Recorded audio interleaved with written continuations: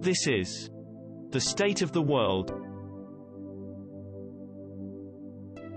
Catalytic conversations with leaders who are reinventing the web and building trusted technologies for the future of humanity.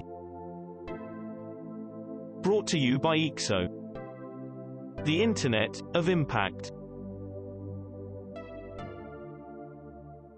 Hi, Michael. Welcome to State of the World. It's amazing to have you here. We connected since a few years back, and I've been following the work that you've done and are doing through Unit Ventures with great anticipation and a lot of interest. Would you like to just introduce yourself very briefly? Who is Michael? What are you working on? Thanks, Sean. Pleasure to be here, and really nice to see you on this new exciting initiative. I'm Michael Healy. I'm one of the co-founders of Unit Network or Unit Ventures, and we're powering the cooperative token-driven economy. So what does that mean? It basically looks at a future where the ownership or the stakeholding of the world is much more distributed. It's not just the founders and the investors who own most things, but the customers and employees who have a piece of it. So yeah, really grateful to be here. That's an amazing vision.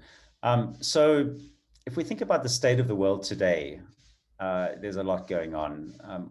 What has most got your attention about, like when you got up this morning, or what's kind of got your attention this week that could be an indicator of some tipping points or some change that's happening that has really got your interest right now, and why are you interested in that state of the world?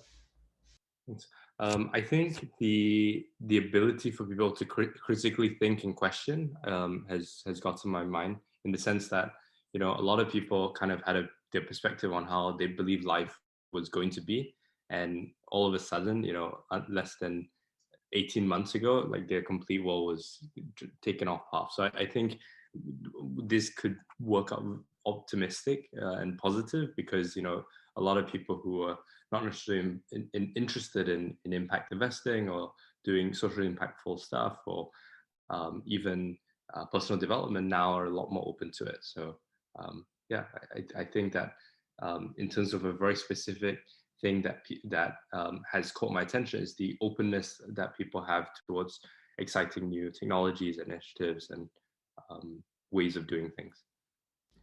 Yeah, that's a great perspective. It's sort of an opening up of possibilities in the face of lots of adversity. So great to take that perspective, because it means that when there is change and there is this pause and there's this openness to possibilities, that things can happen, quite radical things can happen. So tell us about what you're currently working on. I know you have quite a broad lot of initiatives. Maybe just some of the things that you're most excited about, that you most think can bring about changes in the world from a technology development perspective, and in terms of the systems that you're working on.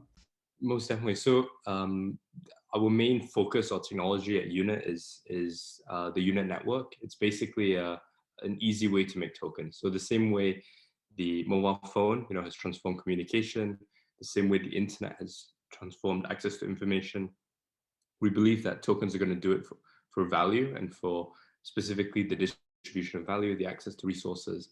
And at the moment, you know, when you ask most people what are tokens, they'll have no idea, but they might have heard of, say, Bitcoin, they might have heard of Ethereum, they might have heard of these few digital assets or cryptocurrencies, but it's really in its extreme infancy and early days. Like, we think there's going to be a future where there's going to be 100 or hundreds of millions of different tokens, and they're all going to be interacting with one another.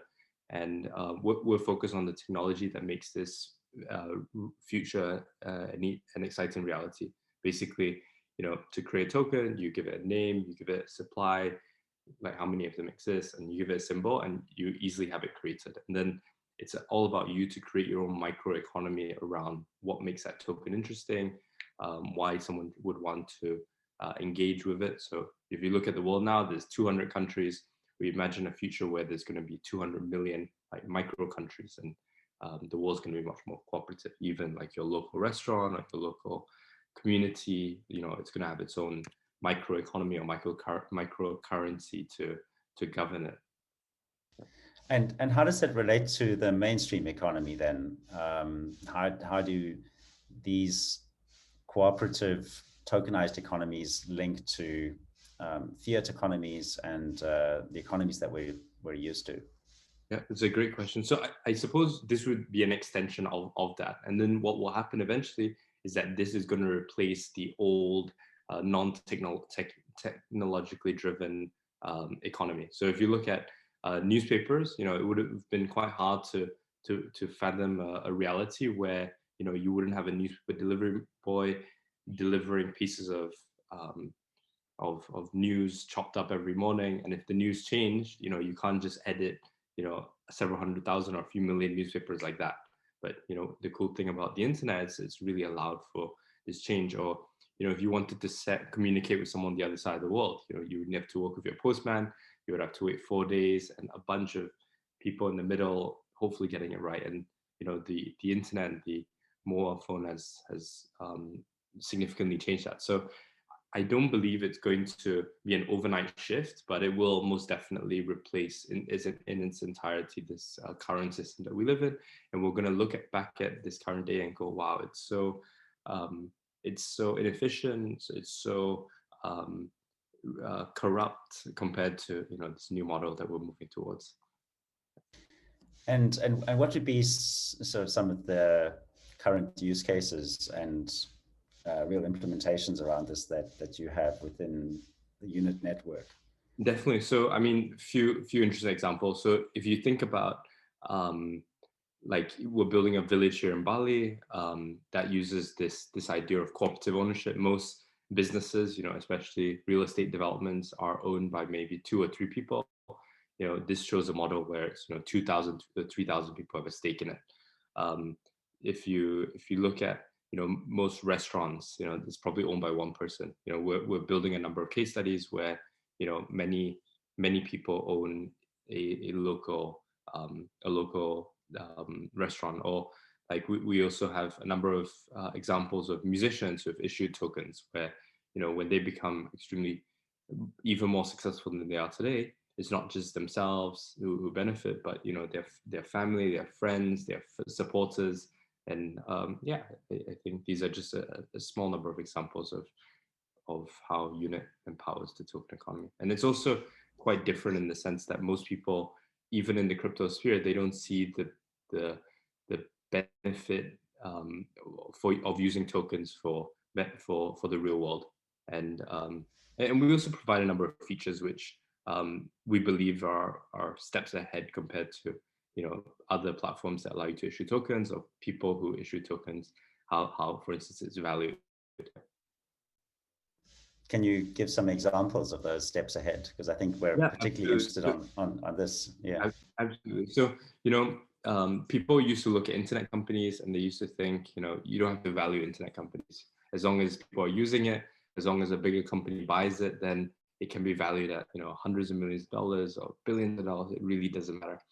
And then the dot-com bubble came, and, you know, eventually internet companies needed to deliver products or services or real value, in which people thought that wasn't the case. And we kind of look at the whole crypto world or token blockchain world as being in that quite adolescent state, in the sense that people think that, you know, as long as people are buying and selling tokens, it doesn't really matter what it really does. You know, you just need people speculatively trading it. And we've introduced this idea of a treasury where, you know, you can look at any specific token, whether it's the Sean token, whether it's, you know, a restaurant's token, whether it's a musician's token, an art gallery, a bike shop, whatever, any token, and you can look at what are the digital assets in its treasury. So if it's trading at, say, $2 million as a restaurant, if there's nothing in its treasury, you know that you're buying 100% of speculative value. If it has, say, $1 million in its treasury, you know, okay, at least it's 50% of its value backing it up. And why this is so interesting and why we believe that we're so far ahead here is because you can look at, say, 1,000 different tokens. You can look at 100,000 different tokens or 10 million different tokens. You know, basically allow you to kind of give a credit worthiness, or how much is the current valuation of this particular project backed up by its underlying value versus its entirely made up speculative value. Yeah. So essentially it's collateralized issuance with some kind of reserve ratio.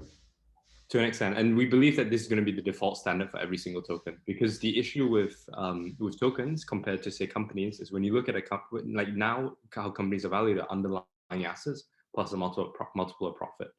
With a token, you can't have a centralized reserve per se, or there is no underlying assets for most crypto projects. They might have raised, a bunch of money, but then, people have no oversight over this operating capital. And let's say this operating capital generates even more value.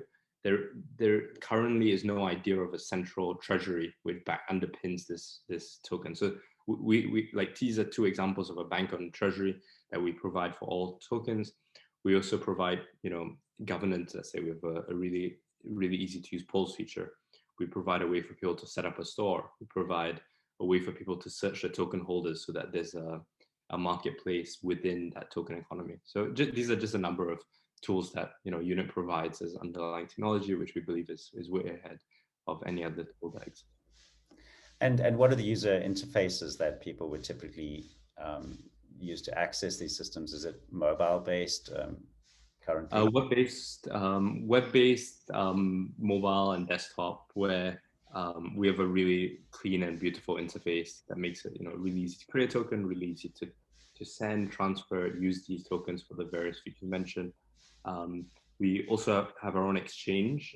Whenever you create a token, let's say you make a Sean token, it creates an exchange pair so that people can buy or sell your tokens, and it doesn't require like a centralized exchange like Binance or Coinbase to support the trading of your token. All like from the get-go, it has this token pair created, and people can trade against this pair. Yep. And in terms of geographic reach, where is this mostly available? I mean, obviously it's an internet type technology, so it's accessible from anywhere, but where are the implementations mostly taking place currently, and what's the vision for this?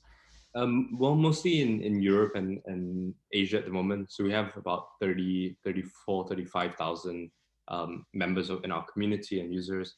I suppose the vision is to power this token economy. So, before Google, there were a number of search engines, but Google really took it mainstream, and they the same with Facebook and social networking. Before Facebook, there were a bunch of social networks, and then Facebook kind of said, okay, we can build a proper social network. So, there are a number of, blockchains that let you issue tokens now. There are a number of token builders, but we don't think they're very good, and we don't think they're particularly useful, and we think that they're heavily overpriced in the sense that their current, speculative trading value of, a few $100 billion is all speculative value, and we think that we can change that. So where would people access this? If we've got, so I've got a Unit network that's accessible. It is invitation only, so you'll need to reach out to someone in our community. They will send you an invite link, and then it allows people access. That's just for, like, against spam. Fantastic. This is super exciting. So as we close off the call, is there a catalytic idea or thought? I mean, you've spoken about a lot of the ideas that you're implementing. Is there a question or an action that listeners can take that would shift the way that things work, and that the way that the state of the world changes in the context of their own projects and their own lives? Definitely. I mean, I would say the idea of using a cooperative or a token-based model for your project, for your community, your idea, any initiative you're a part of, just because this way of organizing is far superior than not using a token or not using technology. So, most of the time, people, first thing that they do when they have some idea, or they have some funds, they want to create a business, is they register a company, whether it's in the UK, in the US, in Hong Kong, in Singapore, or whichever country they are in the world. And revolutionary idea is, first thing you do, you create a token, and then decide, how many of the tokens are you going to keep, how many are you going to sell, how many are you going to, distribute to your community, And like that I guess is a revolutionary approach, because what this is going to encourage is not just yourself wanting this project or initiative to succeed. You have a lot of people having a piece of it. So you might have a slightly smaller piece of the pie, but that pie is potentially going to be worth much more, and a lot of people are going to want that pie to succeed. Yeah, bootstrapping a community or bootstrapping a customer base. That's the future. Michael, thank you so much. This has been really inspiring, and we look forward to seeing the progress around this over the years to come.